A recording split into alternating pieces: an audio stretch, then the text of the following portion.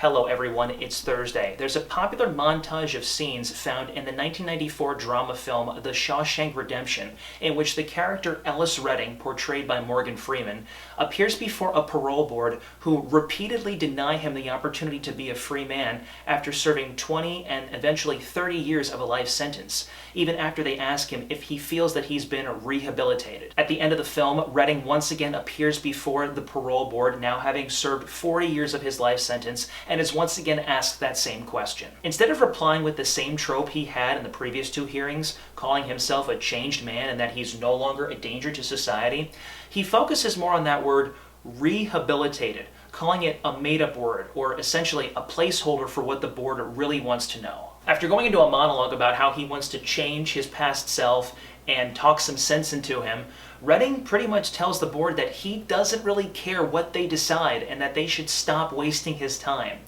Surprisingly, he's approved for his parole. This series of scenes came to me rather recently as I was contemplating my own life journey, especially after I recorded my first podcast episode, which you can find in the description below. In that episode, I talk vaguely about some personal struggles that have sort of prevented me from pursuing relationships, in particular relationships with the hope of finding a future spouse. My desire to be married and have a family has only really increased in the last few months, especially since I find myself alone more often now because of the pandemic and not having a whole lot of in-person social events going on. While I may personally feel ready and strongly desire to be in a committed marriage, there are still those struggles that need some continued rehabilitation. Additionally, and most importantly, is that desire that I have, the desire for unity with my spouse, something that God wants for me?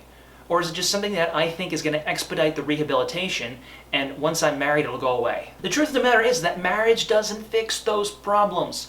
Also, marriage is not meant for everyone. I hate saying that, but it's true.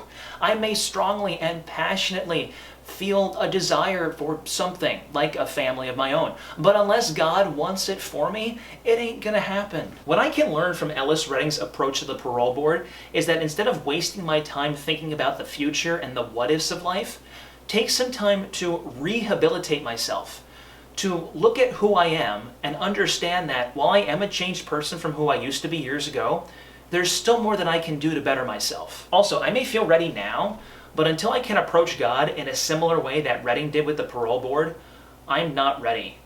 Because it's God's decision about when He feels that the timing is right. He will know when I have been rehabilitated to the point where the deepest desires of my heart are ready to take on that commitment. God bless you all. I'll see you later.